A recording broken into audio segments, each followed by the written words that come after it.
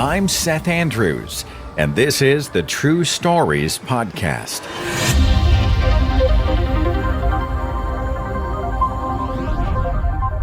Before you begin to browse the growing library of True Stories vignettes, a quick introduction for me and for the broadcast itself. I began my radio career back in 1990, and I've spent the decades since then in awe of the power of the storyteller.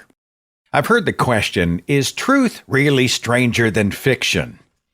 And for me, I have become convinced that it almost always is. True stories resonate with us in a very special way.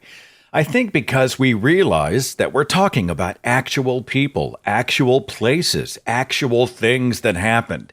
And because they really happened, there's an urgency and a wonder about them that is unique and very special. The True Stories Podcast is actually inspired by a storyteller who inspired me. His name was Paul Harvey.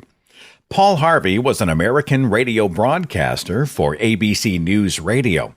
And from 1976 to 2008, Paul Harvey voiced a hugely popular radio feature. It was called The Rest of the Story.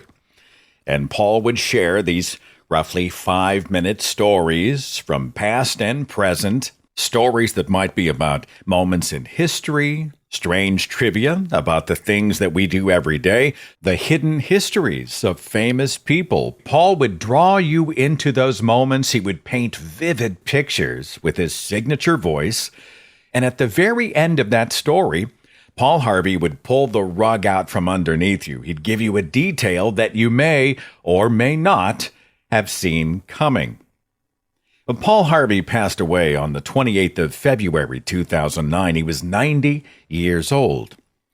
And I found it interesting, and more than a little bit tragic, that nobody since has been doing this kind of storytelling. So I am happy to take up the mantle in the hopes that I can produce the kind of shows for you that were once so entertaining and compelling for me.